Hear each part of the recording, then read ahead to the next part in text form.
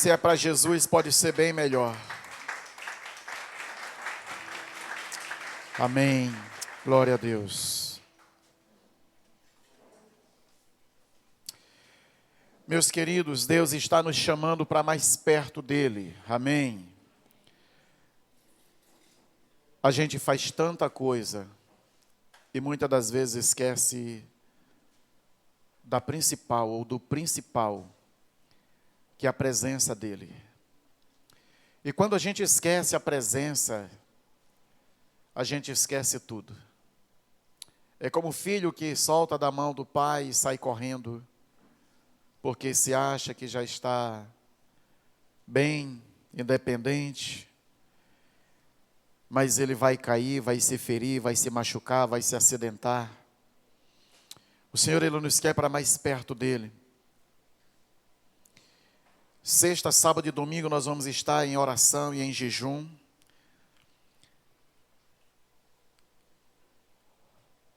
Por vida com Deus. Vida com Deus. Um tempo para a gente buscar a Deus um pouco mais. Quero te convocar, cada ovelha dessa igreja, a estar jejuando, colocando a sua vida no altar. Talvez faz tempo que você não faz isso. Ou de repente você faz. Mas de forma coletiva, nós estamos conclamando a igreja do Senhor para esse tempo. Conclamando a igreja do Senhor para o jejum e a oração.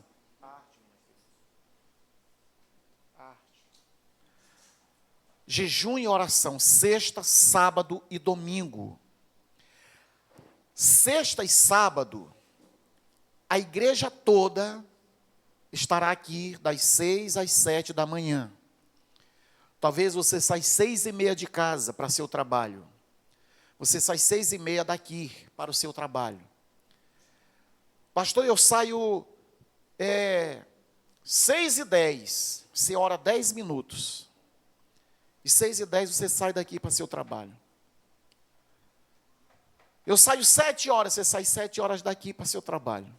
Eu saio 8, você sai 7 daqui para casa, toma café e de casa vai para seu trabalho. Mas é muito importante que você passe aqui. É muito importante que a gente esteja esse tempo como igreja, não é um grupinho.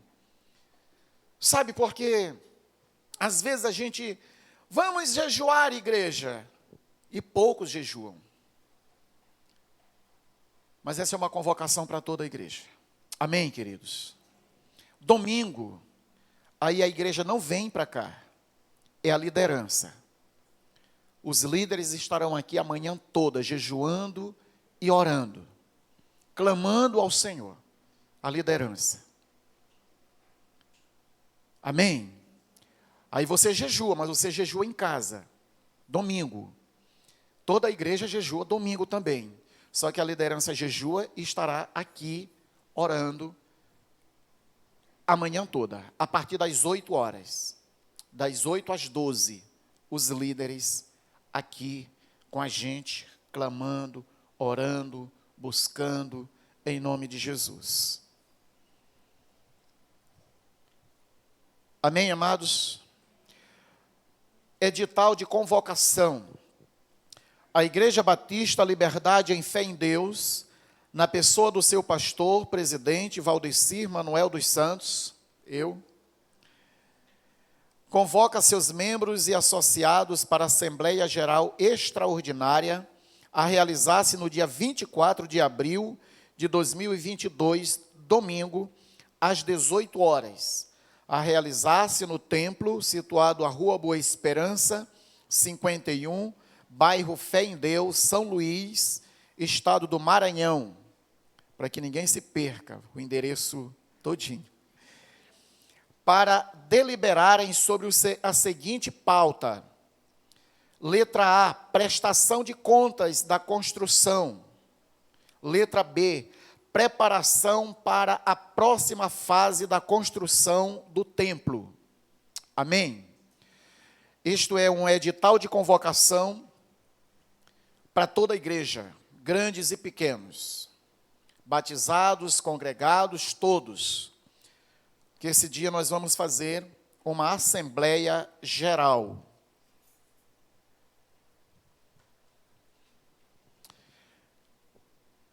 Amém, chegou, aleluia, glória a Deus, sabia que ia chegar.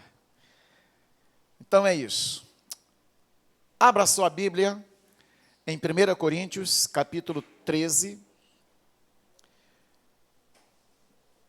prometo que não irei me delongar, até mesmo porque o Senhor desejava muito esse tempo com a gente, de oração, de clamor,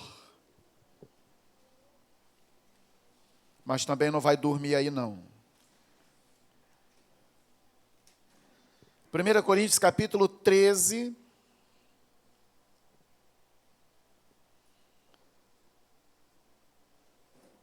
todos acharam? Amém ou não? Amém. Eu passo a mostrar-lhe um caminho sobremodo excelente. Ainda que eu fale a língua dos homens e dos anjos, se não tiver amor, serei como um bronze que soa ou como símbolo que retine.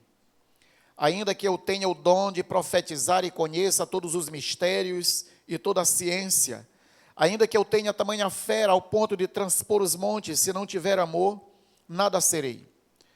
E ainda que eu distribua todos os meus bens aos pobres, e ainda que entregue o meu próprio corpo para ser queimado, se não tiver amor, isso de nada me adiantará. O amor é paciente e bondoso. O amor não arde em ciúmes. O amor não se envaidece, não é orgulhoso, não se conduz de forma inconveniente, não busca os seus próprios interesses, não se irrita, não se ressente do mal. Até aí por enquanto.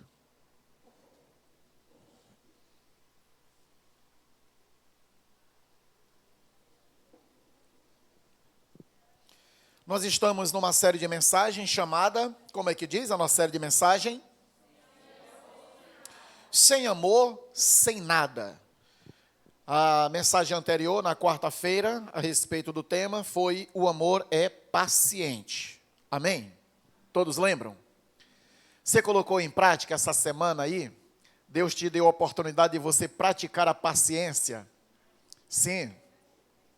Você lembrou na hora assim, rapaz, estou sendo testado, eu vou exercitar a paciência aqui. Que assim, paciência a gente é testado todo dia, né? Todo dia e toda hora. Em casa, no trabalho, qualquer lugar.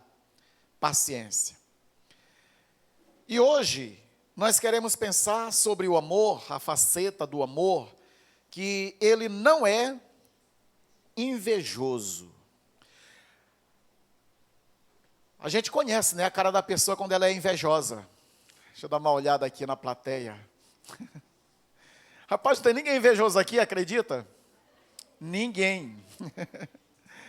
Fala sério, se eu tenho inveja, se alguém assim invejoso, não pode ver o outro com alguma coisa que você já quer? Nadinha. Sua amiga comprou assim, aquela blusa, aquela calça rasgada. Meu Deus, que calça linda, né? Melhor dizer, meu Deus, que perna linda, porque está parecendo mais a perna do que a calça. Você sente inveja assim quando o teu vizinho comprou um televisor assim de um telão e a tua ainda é preto e branco? Você sente essa? Nem existe mais? Não? Você sente inveja assim? Teu televisor desse tamanhinho assim, tamanho da tela do celular, e ele compra um paredão. Existem pessoas que sentem muita inveja, e isso é ruim demais, porque atrapalha a nossa vida. O invejoso, ele não prospera. O invejoso, ele dá um passo para frente e 2 para trás. A inveja é uma praga. A inveja, ela providencia a lama que as falhas jogam sobre o sucesso. Você pode apostar que se deixar sua marca positiva no mundo, alguém vai aparecer com uma borracha tentando apagá-la. Alguém já falou isso. Se você deixa a sua marca no mundo, alguém vai tentar apagar. Mas é que nada. Ele fez isso porque foi apadrinhado, porque teve ajuda, porque era rico, porque tinha dinheiro, porque isso, porque aquilo. Sempre coloca algo mais para apagar a imagem da pessoa, a marca que a pessoa deixou no mundo. O invejoso é assim. Ele não pode ver você ter nada, fazer nada, prosperar em área nenhuma, porque ele sempre vai colocar uma desculpa ou sempre vai dizer algo para justificar o teu sucesso. Tem sucesso por quê?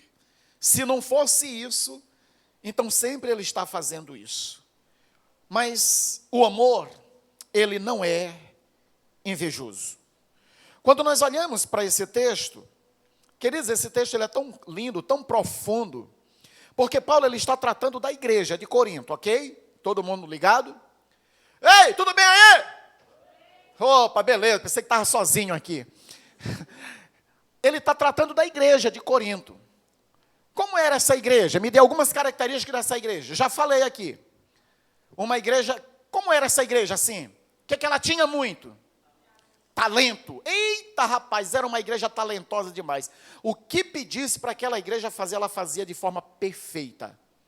Dons. Era uma igreja que tinha muitos dons? Muitos dons. Todos os dons daquela igreja tinha. Aquela igreja tinha porfia. Porfiar um com o outro. Tinha. Diga assim, demais. Tinha. Tinha 3 grupos nessa igreja. A igreja ela era dividida. Uma igreja cheia de dons, cheia de talentos, mas a igreja era dividida em 3 grupos. Uns diziam, eu sou de Paulo. Outros diziam, eu sou de Apolo. E outros diziam, eu sou de Cristo. Tinha 3 grupos naquela igreja. Era uma igreja dividida, 3 panelinhas. Já viu a panelinha? Aquele grupinho assim que é fechado entre si, que não abre para nada. Tinha 3 panelas lá. Essa igreja ela não era perfeita, assim como era uma igreja que tinha muitos invejosos. Porque se uns tinham dons e o outro não tinha o dom que aquele tinha, ele tinha inveja do outro. Olha o que diz aqui, um pouquinho antes, o capítulo 12, versículo 26, diz assim, de maneira, Paulo falando, a respeito dos membros da igreja, os membros do corpo, de maneira que, se um membro sofre, todos sofrem com ele. E se um deles é honrado, todos os outros se alegram com ele. Ok? Então, o que acontece? Quando uma pessoa na igreja de Corinto era honrada, os outros ficavam tristes. Hoje é o aniversário de Natividade. O aniversário de Natividade, nós vamos honrar Natividade, nós vamos dar presente para Natividade, nós vamos mandar mensagem para Natividade. Estava sendo honrado, só que os outros ficavam tristes. Ela não merece isso tudo, não. Eles estão mandando porque é irmã do pastor. Então, mas Paulo está dizendo, olha, se um deles é honrado, todos os outros se alegram com ele. Alguém aqui teve uma promoção no trabalho. Todos devem festejar, aplaudir, parabéns. Passei na faculdade, que maravilha, que bênção, Deus te abençoe, vai dar certo. Você vai concluir o curso, você vai ser um bom profissional. Conseguiu um emprego. Os outros fazem o quê? Se alegram. Porque quando um é honrado, os outros também se alegram. O 29 diz assim, será que são todos apóstolos? Quando ele está falando de dons, Será que são todos profetas? Será que são todos mestres? São todos operadores de milagres? Ou seja, será que o que Deus deu para um, Ele vai dar para todo mundo? Não. Mas o que acontece é que aquele que tinha o dom de servir, e servia muito bem, mas ele tinha inveja do apóstolo, do mestre, do que falava em línguas. Já viu isso na igreja? Que quem fala em língua é tido como o mais espiritual? E aquele que não fala em língua é tido como carnal? Aqui acontece pouco isso, ou não vejo isso acontecendo, mas em alguns lugares, se você tem determinado dom, você é colocado lá no altar, lá no pedestal. Mas se você não tem determinado dom, você é tido como um crente de terceira categoria. Só que, queridos, na igreja de Deus não pode haver isso, não pode haver esse tipo de inveja. A inveja, ela é uma doença. Quando a gente vai olhar para a Bíblia, a gente vai ver vários exemplos de inveja, sim ou não? O primeiro invejoso foi o que cometeu o primeiro assassinato. Abel matou Caim, foi assim? Caim matou Abel. Todas as vezes Caim mata Abel. Mas foi Abel que matou Caim, não foi? Não, foi Caim que matou Abel. Então Caim matou Abel por quê? Inveja. Porque ele sabia que Abel era fiel ao Senhor. Abel, ele trouxe da melhor oferta, daquilo que ele tinha de melhor, ele trouxe para Deus. Ofertou para o Senhor. E aí Caim viu aquilo, se alegrou, foi isso? A Bíblia diz que seu semblante decaiu. Ele ficou triste. Claro que Deus aceitou a oferta de Abel, porque era uma oferta de amor. Era um culto ao Senhor. Ao passo que a de Caim era segunda categoria. Ele não fez por merecer, porque Deus disse, olha, não é certo que se você fizer a coisa certa, você será aceito também? Mas não. Ele deu algo de segunda categoria e queria que Deus aceitasse da mesma forma. Como seu irmão ofereceu o melhor, ele ficou com inveja. E o que aconteceu? Morte, assassinato. A inveja sempre vai querer tirar a vida do outro. Quando não a vida física, mas o brilho, o valor do outro. A inveja sempre vai fazer isso. Olha o que diz a inveja. A inveja caminha de mãos dadas com o ciúme. O ciúme diz, eu quero o que é seu. A inveja diz, eu não só quero o que é seu, mas quero também que você perca o que adquiriu. Rapaz, coisa terrível. O invejoso, ele sempre quer o que é do outro. Mas ele vai muito além disso. Ele diz, eu quero que você perca aquilo que você adquiriu. A inveja é maléfica. Eu não quero que você tenha mais. Eu não quero que você tenha mais. A inveja diz, eu não quero apenas que a minha grama fique mais verde, mas quero também que a sua fique seca. Então é terrível essa questão da inveja. Caim e Abel, Raquel e Lia, uma com ciúme da outra porque tinha filhos e ela não tinha. Raquel tinha ciúmes e inveja da sua irmã. Quando nós vamos olhar para a história de Davi e Saul, aí eles vêm da guerra, não é? Saul como rei, Davi como comandante. E aí aquelas moças, sem entendimento, sem sabedoria, elas tiram uma canção, elas fazem uma canção. E aí o que é que elas dizem? Saul matou seus milhares, Davi matou seus 10 milhares. Saul ouviu isso e disse, quer dizer que vocês fizeram uma canção dizendo que Davi matou mais inimigos do que eu sou o rei. Como é que Davi vocês colocam lá em cima, vocês dão mais valor para Davi? E aí ele diz, o que falta para Davi, senão o meu trono? Daqui a pouco ele está sentando no meu trono.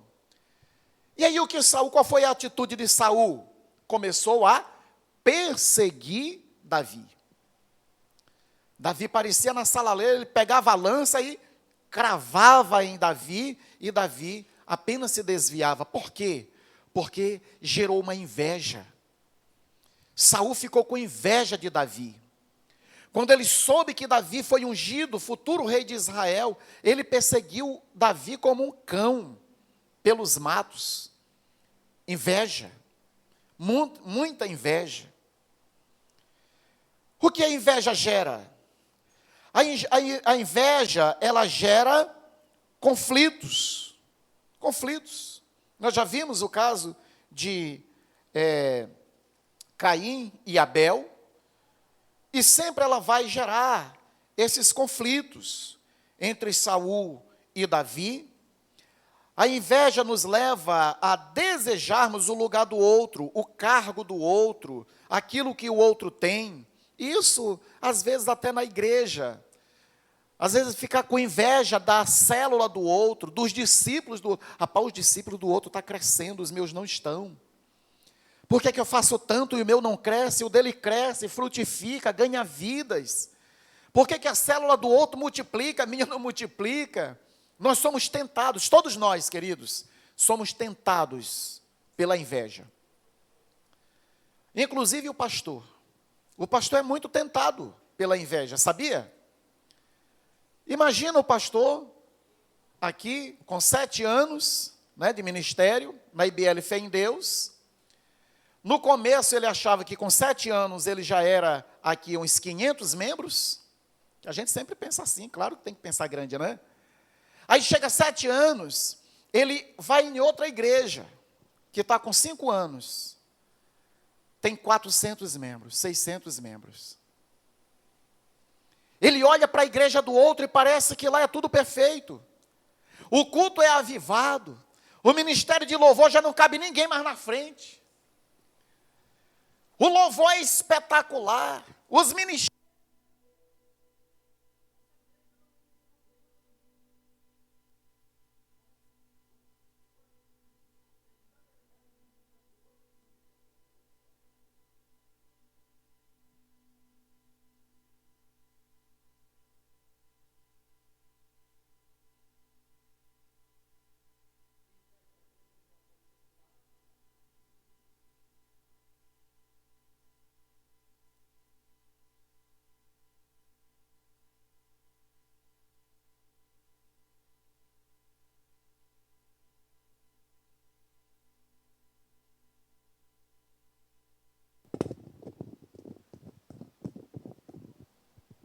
Amém.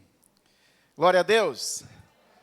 Então, às vezes, se a gente não tiver cuidado, a gente fica com inveja da igreja do outro, daquilo que o outro faz. Porque sabe de uma coisa, queridos? Eu li um texto outro dia, eu já até postei esse texto um tempo atrás, que diz que a igreja do outro é sempre melhor do que a nossa. O pastor da outra igreja é melhor, os membros são melhores, o templo é melhor, tudo é melhor. Tudo é muito melhor do que a nossa igreja. Agora, sabe por que ela é melhor? Porque você não está lá. Sempre que a gente olha para o ministério do outro, parece que é muito melhor do que o nosso. O problema é que você não vive na pele deles. Lá eles têm problema também. Lá eles têm dificuldades também. E quando eles olham para a gente, eles dizem, poxa, que IBL Fé em Deus perfeita. Não sabendo, não conhece, não é? Porque quem conhece é quem vive, é quem convive. Então nós precisamos, queridos, ter muito cuidado com a inveja, porque a inveja mata. A inveja mata. A inveja seca o outro. Essa palavra, ela é forte como uma paixão doentia. Essa palavra, ela significa dezelo, que mostra-se um zelo intenso, um zelo fervoroso, mas de forma negativa. É uma paixão negativa. É querer sugar o outro para que o outro não tenha, para que o outro não possua, para que o outro não cresça. Porque se o outro crescer, parece que eu estou diminuindo. Parece que o meu valor está diminuindo. Por isso eu tenho inveja do outro. Quando não aplaudimos a conquista das pessoas, significa que existe alguma inveja em nós. E a gente precisa ter muito cuidado com isso. Tiago 4:1 diz: de onde vêm as lutas e as brigas entre vocês? Vem dos maus desejos que estão sempre lutando dentro de vocês. Em outra tradução diz que estão guerreando dentro de vocês. E a inveja é algo que traz uma guerra muito grande dentro de nós.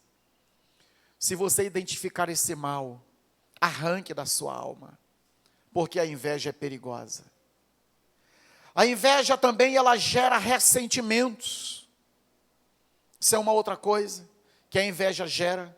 Além de intriga, ela gera ressentimento. A inveja é o caminho mais curto para o ressentimento. Sempre que há inveja, há também sentimento de amargura, sentimento de pesar, sentimento de inferioridade. A alma de Raquel estava cheia de ressentimento contra sua irmã. Ela culpava a sua irmã pela sua esterilidade. Muitas das vezes nós olhamos para as pessoas, nos ressentimos contra elas, pelo simples fato delas terem o que nós gostaríamos de ter. Então a gente fica ressentida com a pessoa, fica ressentido com Deus. Puxa, por que Deus abençoou o irmão e não me abençoou? Por que Deus fez isso com ele e não fez comigo? Por que Deus deu isso e não deu para mim? Então a gente fica ressentido. Tiago 3,16, ele diz: por onde você encontra inveja, ali você encontra desordem e toda sorte de mal praticado. Nossas vidas estão cheias de rancor e inveja. Odiávamos aos outros e os outros nos odiavam. Então, queridos, a inveja, ela causa esse profundo sentimento ferido, o ressentimento. Causa intriga e causa ressentimento. Amém? Essas duas coisas. Beleza? Tudo bem? O que a inveja causa? O que ela gera? Duas coisas. Primeira, intriga.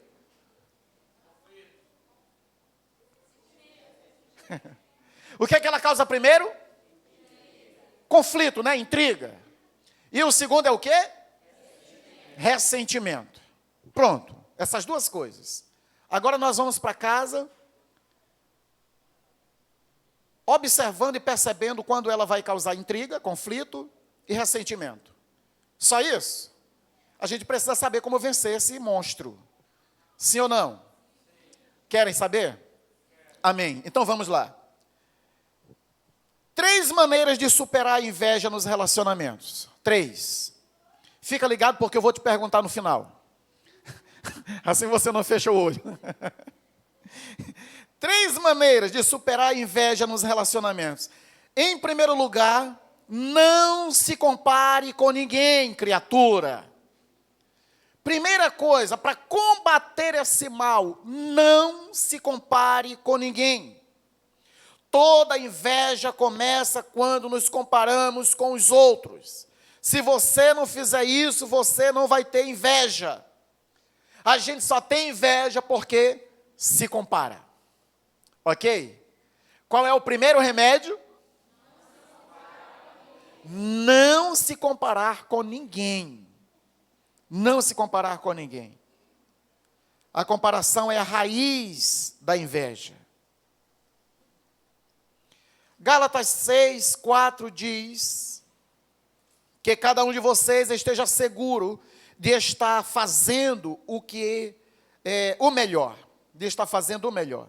pois assim terá a satisfação pessoal de uma obra bem feita e não precisará se comparar com outra pessoa. Faça o que é bem feito. Tenha prazer no que você faz. Tenha prazer no que você é. E você não vai se comparar com outra pessoa. A inveja, ela é uma escolha. Todas as vezes que você sente inveja é porque você escolheu senti-la. O amor não é invejoso. O primeiro antídoto, o primeiro remédio da inveja é o quê, queridos? Não se comparar com ninguém. Segundo, assuma a sua singularidade. O que é isso? Significa que você precisa assumir que você é único. A inveja é uma expressão de inferioridade. Você é único. Não existe ninguém parecido com você. Pode até ser parecido, mas igual, não. Idêntico, jamais. As nossas digitais, todas elas são diferentes. Imagina o restante do nosso ser. A forma que Deus nos fez foi única. Não existe ninguém no universo que seja exatamente como você. Eu sou único. Você é único. Não existe ninguém mais parecido. Então, é assumir a sua singularidade. Obrigado, minha irmã, por não ter me engolido com esse bocão. Assuma quem você é, assuma a sua singularidade. O problema é que às vezes a gente quer ser o outro e esquece de ser quem somos. Quando a gente esquece de ser quem nós somos, nós vamos querer ser qualquer pessoa, menos a gente. Quando você chegar no céu, o Senhor não vai perguntar assim: ó, Maria Antônia, por que você não foi mais parecido com o pastor? Ô, Elisvaldo, por que você não foi mais parecido com Douglas Gonçalves? Ô, Samanta, por que você não foi mais parecida com a Neulália? É isso que ele vai perguntar? Não, ele pode perguntar o seguinte: por que você não foi mais parecido com você mesmo? Ficou o tempo todo querendo ser parecido com outro, porque achava que o outro era mais bonito, era mais inteligente, era mais isso, era mais aquilo, era mais fervoroso de oração. Não, eu quero ser igual a Neulália, porque a Neulália, ela bota a mão e expulsa demônio. Ela é expulsadora de demônio daqui, viu, a Neulália? Então, eu quero ser igual a Neulália. Mas Deus te deu o dom, foi do evangelismo. Aí você deixa de evangelizar para querer expulsar demônio, para querer ser parecido com outra pessoa. Aí você nunca vai assumir a sua identidade, a sua singularidade. Você foi feito com um destino próprio. Você não precisa viver a vida do outro, o destino do outro, porque você nunca vai ser completo, nunca vai ser feliz. Você nunca vai alcançar o teu objetivo para o qual Deus te criou. Porque enquanto você não assume quem você é, você sempre vai querer ser o outro. O Salmo 139, 13 diz: tu criaste cada parte do meu corpo, tu me formaste na barriga da minha mãe. O Senhor nos fez de forma tão peculiar, tão única, que nós não precisamos ser o outro. Graças a Deus. Queridos, quando a gente entende isso, sai um peso tão grande da nossa vida. Quando a gente deixa de se comparar, deixa de querer viver o padrão do outro, a vida do outro, como o outro fala, como o outro age, como o outro prega, como o outro ensina, como o outro canta, como o outro... A gente fica mais livre, sabe? Quando eu comecei a pregar, eu queria pregar como o pastor Davi, como o meu pastor.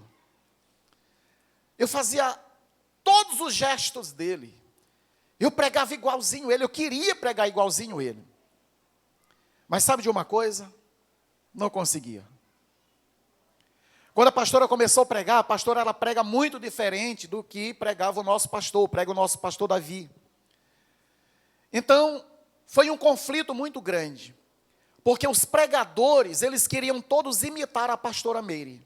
Agora imagina, toda pessoa querer imitar a pastora Meire pregando. Eu não ia dar conta. Ela prega, tá aí, não sei o quê, e pai. Meu Deus, essa mulher não cansa.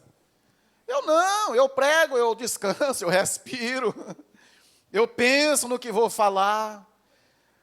Mas se eu for pregar do jeito dela, vocês não vão entender nada, eu não vou ser eu mesmo, vou sair daqui frustrado. Ela prega do jeito dela, eu prego do meu, você prega do seu, amém? Isso é a singularidade.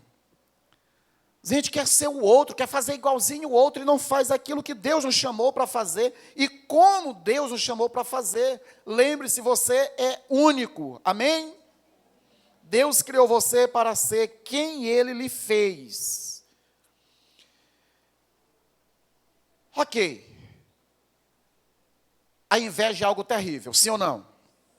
Como combater a inveja? Qual é o remédio da inveja? A primeira gota é qual? Não se comparar com ninguém. A segunda gota é o que desse remédio? Assuma a sua singularidade. Você é único. E a terceira gota qual é? Olha como é que vocês sabem. Então, alegre-se com o que você tem, criatura. Não com o que você não tem. Se alegre com o que você tem. Saiba que muita gente não tem o que você tem. Mas muitas das vezes você está tão chateado pelo que não tem, que deixa de agradecer pelo que tem. Ah, se eu tivesse um marido desse jeito, assim, deixa de agradecer pelo que tem. E o que tem vai se tornando cada vez pior. Ah, se a minha esposa fosse assim. Isso é ilusão, você tem a esposa que você tem, acabou. Ame essa. Você tem o filho que tem, você tem o pai e a mãe que tem. Agradeça pelo que você tem. Você não nasceu nessa família por acaso, você não caiu de paraquedas, é propósito de Deus. Você tem a melhor família que você poderia ter. Amém? Eu tenho a melhor família que eu poderia ter. É assim que Deus faz, só que a gente olha para a família do outro, parece perfeita, não tem briga, não tem conta para pagar, todo mundo é assim, não tem preguiça lá, tem ninguém preguiçoso, todo mundo trabalha, todo mundo varre casa, os filhos do vizinho, todo mundo lava a louça, eles quando acordam de manhã, eles arrumam a cama, o quarto é assim maravilhoso, é nada, lá não é tão bom assim não. Lá tem tudo que não presta também, tem conta para pagar. Lá acontece briga, tem enfermidade. Tem gente preguiçosa em toda a casa. Não é só na tua não. Sai daqui hoje com a consciência tranquila, se teu pai e tua mãe te chamam de preguiçoso. Sai daqui hoje bem com você mesmo. Porque afinal de contas não sou eu que sou preguiçoso, tem outras pessoas que são preguiçosas também. Que Deus abençoe a minha vida. Então, assim, caminhe tranquilo.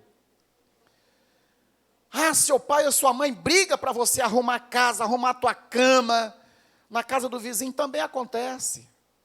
E se você não arrumar a cama, enquanto está da idade de Cacá, né, Cacá?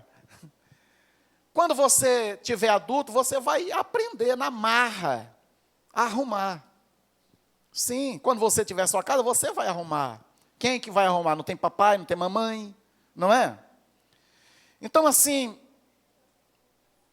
vamos deixar de olhar mais para o outro e se alegrar com o que temos, com a família que temos, com a casa que temos. Eclesiastes diz que é muito melhor ficar satisfeito com o que se tem do que estar sempre querendo mais. Não é aquela questão de dizer assim, ah não, eu já tenho alguma coisa, eu já conquistei alguma coisa, eu não vou mais conquistar mais, eu vou ficar de braço cruzado. Não, não é isso. É a questão da inveja que acompanha aí a ganância, entende? É você estar sempre insatisfeito com o que tem, e aí isso vai gerar inveja. Paulo lhe diz, pois aprendi a estar satisfeito com o que tenho. Aprenda a ser satisfeito, a estar bem com o que você tem. Você vai dormir melhor, você vai viver melhor, você vai estar melhor. Amém? Então, essas 3 gotas desse remédio contra a inveja. Nunca mais se deixe dominar por esse sentimento, por essa paixão negativa chamada inveja. Que Deus te abençoe em nome de Jesus. Vamos colocar de pé, vamos orar.